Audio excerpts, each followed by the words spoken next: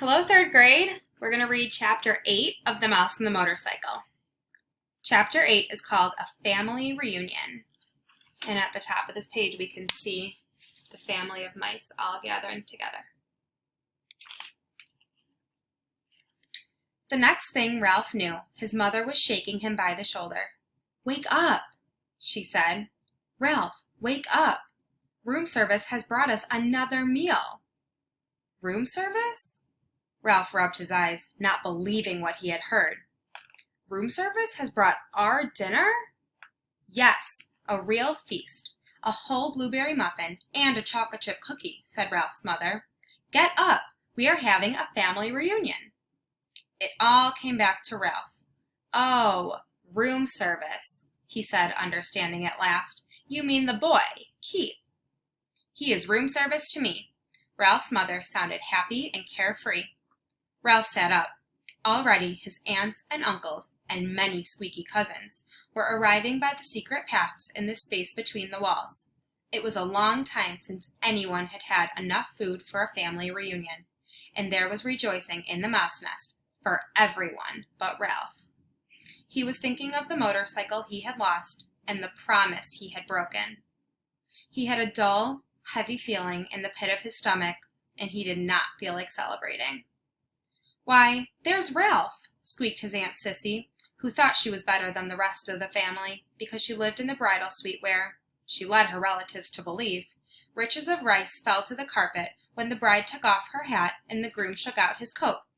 The rest of the family knew Aunt Sissy was not as grand as she pretended to be, because very few brides and grooms came to this hotel these days. My, how you've grown! Ralph never knew what to say when people told him how he had grown. Well, well, if it isn't Ralph, said Uncle Lester, who had a nest inside the wall of the housekeeper's office where the maids dropped donut crumbs every morning at 10 o'clock when they had their coffee. What is this I hear about you riding up and down the halls on a motorcycle? Uncle Lester had a way of saying the wrong things at the wrong time. My land, a motorcycle, said old Aunt Dorothy. Isn't that pretty dangerous? Wouldn't mind riding one myself if I were a few years younger, said Uncle Lester. All the little cousins came crowding around Ralph. Show us your motorcycle, they squeaked. We want to ride it. Come on, give us a ride on your motorcycle, Ralph. Huh, Ralph? Come on, Ralph, please.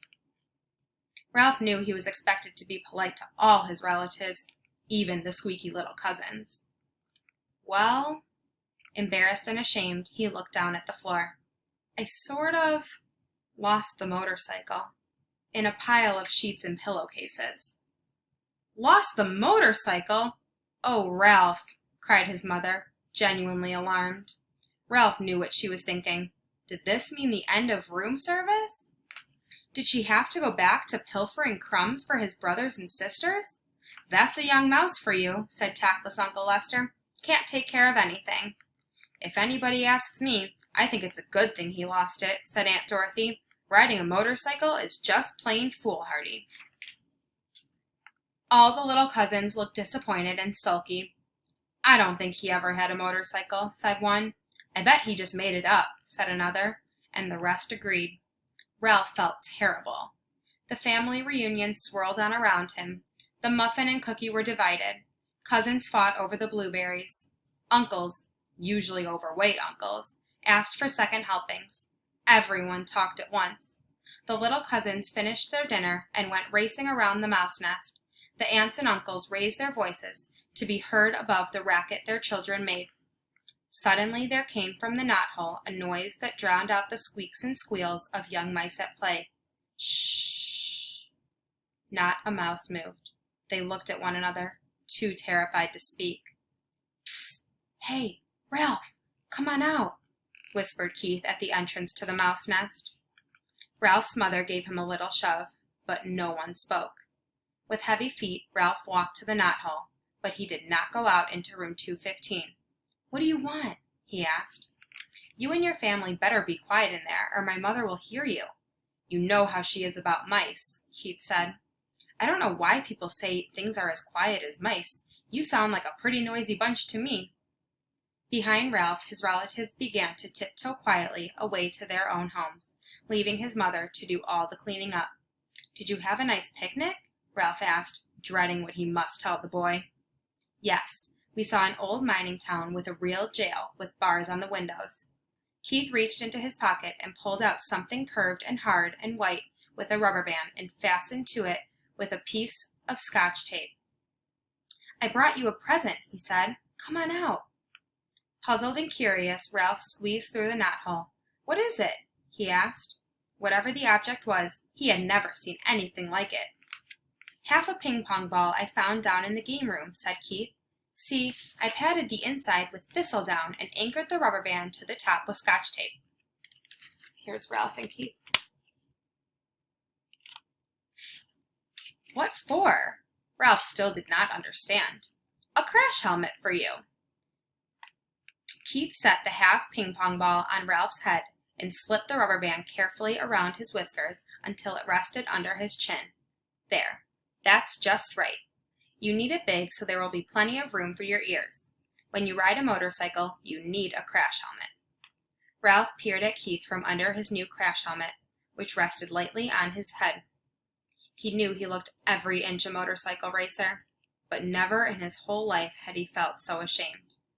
He longed to crawl off into his hole and never face Keith again, but his conscience, which until now he did not know he had, would not let him.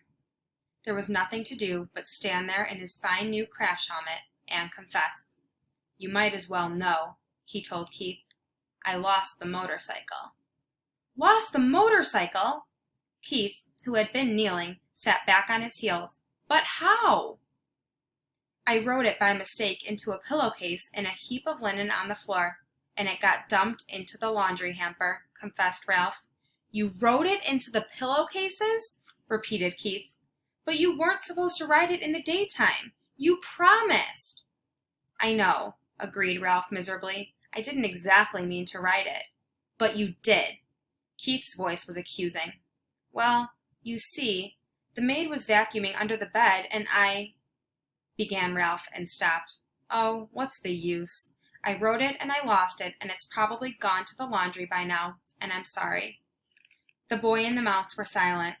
Both were thinking about the little motorcycle with its clean lines and pair of shining chromium exhaust pipes. "That motorcycle was my very most favorite of all my cars," said Keith. "I saved my allowance and bought it myself." Ralph hung his head in his crash helmet. There was nothing more he could say. It was a terrible thing he had done. "I guess I should have known you weren't old enough to be trusted with a motorcycle," said Keith. The boy could not have said anything that would hurt Ralph more. And that was chapter 8.